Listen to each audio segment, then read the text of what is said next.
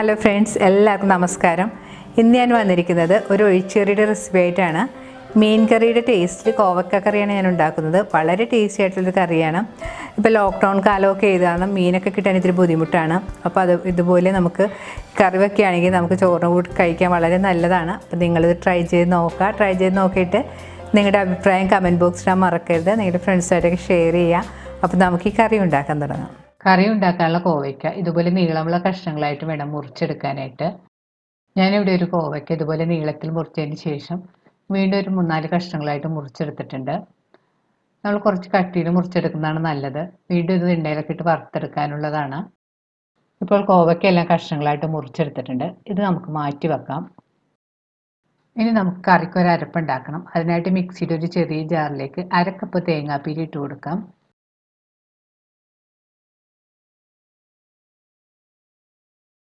ഇനി ഇതിലേക്ക് 3 അല്ലി ചെറിയ ഉള്ളി അരിഞ്ഞതും 2 അല്ലി വെളുത്തുള്ളിയും കൂടി ചേർത്ത് കൊടുക്കാം. ഇനി ഇതിലേക്ക് 2 ടീസ്പൂൺ മുളക് പൊടിയും 1/2 ടീസ്പൂൺ മഞ്ഞൾപ്പൊടിയും കൂടി ചേർത്ത് കൊടുക്കണം.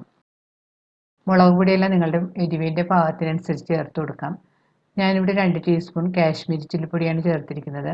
അപ്പോൾ നിങ്ങൾക്ക് എരിവ് കൂടുതൽ വേണമെന്നുണ്ടെങ്കിൽ 1 ടീസ്പൂൺ സാധാരണ മുളക് പൊടിയും 1 ടീസ്പൂൺ കാശ്മീരി ചില്ലിപ്പൊടിയും കൂടി ചേർത്ത് കൊടുത്താൽ മതി. ഇനി ഇതിലേക്ക് ഒരു 1/4 കപ്പ് വെള്ളവും കൂടി ചേർത്ത് നന്നായിട്ട് അരച്ചെടുക്കണം. ആദ്യം 1/4 കപ്പ് വെള്ളം ചേർത്ത് അരക്കുക. പിന്നീട് വേണമെന്നുണ്ടെങ്കിൽ വെള്ളം ചേർത്ത് കൊടുത്താൽ മതി. ഇത് കറിക്ക് ആവശ്യമായ കുടംപുളിയാണ്. ഞാനിവിടെ 2 ചെറിയ കഷ്ണം കുടംപുളിയാണ് എടുത്തിരിക്കുന്നത്. അത് നന്നായിട്ട് കഴുകിയതിന് ശേഷം വെള്ളമൊഴിച്ച് കുറച്ച് സമയം കുതിരാനായിട്ട് മാറ്റി വെക്കണം. ഇനി കോവയ്ക്കൊന്ന് വറുത്തെടുക്കണം. അതിനായിട്ട് ഞാനിവിടെ ഒരു ചീനച്ചട്ടിയിൽ വെളിച്ചെണ്ണ ചൂടാക്കാൻ വെച്ചിട്ടുണ്ട്. വെളിച്ചെണ്ണ നന്നായിട്ട് ചൂടായി വരുമ്പോൾ അതിലേക്ക് അരിഞ്ഞു വെച്ചിരിക്കുന്ന കോവയ്ക്ക് ഇട്ട് കൊടുക്കാം.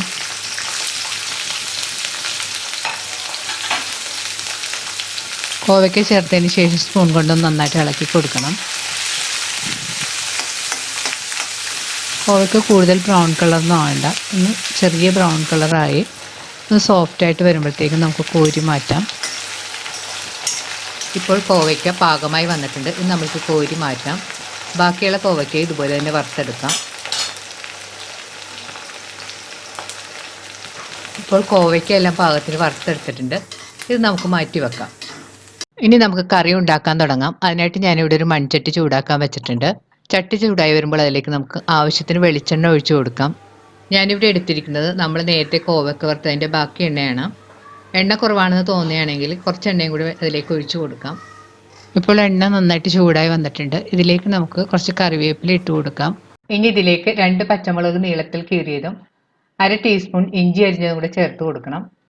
ഇനി ഇതിലേക്ക് ഒരു 1/4 കപ്പ് ചെറിയ ഉള്ളി നീളത്തിൽ അരിഞ്ഞതും കൂടി ചേർത്ത് നന്നായിട്ട് വഴറ്റി കൊടുക്കണം. ചെറിയ ഉള്ളിക്ക് പകരമായിട്ട് സവാള ചെറുതായിട്ട് അരിഞ്ഞിട്ട് വേണമെങ്കിലും വഴറ്റി കൊടുത്താൽ മതി. പക്ഷേ ചെറിയ ഉള്ളി ഉപയോഗിക്കുന്നതാണ് ഈ കറിക്ക് കൂടുതൽ ടേസ്റ്റ്. ഇപ്പോൾ ഉള്ളിയെല്ലാം നല്ല സോഫ്റ്റായി ചെറുതായിട്ട് കളറെല്ലാം മാറി തുടങ്ങിയിട്ടുണ്ട്. ഈ സമയത്ത് ഇതിലേക്ക് നമുക്ക് അരച്ചു വെച്ചിരിക്കുന്ന അരപ്പും കൂടെ ചേർത്ത് കൊടുക്കാം. അതിനുശേഷം സ്റ്റവ് ഒരു മീഡിയം ഫ്ലെയിമിൽ വെച്ച് 2-3 മിനിറ്റ് നന്നായിട്ട് വഴറ്റി കൊടുക്കാം. മസാലയുടെ പച്ചമണമൊക്കെ ഒന്ന് മാറുന്നവരെ വഴറ്റി കൊടുക്കണം.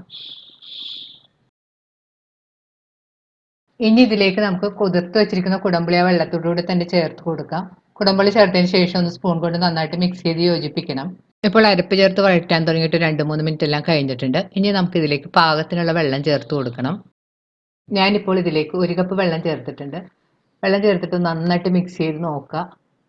ആവശ്യമുണ്ടെങ്കിൽ നമുക്ക് കുറച്ച് വെള്ളം കൂടി ചേർത്ത് കൊടുക്കാം. ഇനി ഇതിലേക്ക് പാകത്തിനുള്ള ഉപ്പുപൊടിയും കൂടി ചേർത്ത് കൊടുക്കണം. ഉപ്പുപൊടിയും കൂടി ചേർത്ത് നന്നായിട്ട് മിക്സ് ചെയ്ത് കൊടുക്കാം. ഇപ്പോൾ കറിയുടെ ഗ്രേവി നല്ല തിക്കാണ്. നമുക്ക് കുറച്ച് വെള്ളം കൂടി ഇതിലേക്ക് ചേർത്ത് കൊടുക്കാം. ഞാനിവിടെ ഒരു 1/2 കപ്പ് വെള്ളം കൂടി ചേർത്ത് കൊടുത്തിട്ടുണ്ട്.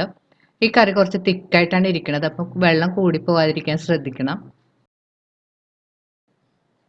പാകത്തിന് വെള്ളമെല്ലാം ചേർത്ത് കഴിഞ്ഞ് ഒന്ന് നന്നായിട്ട് മിക്സ് ചെയ്ത് കൊടുക്കാം.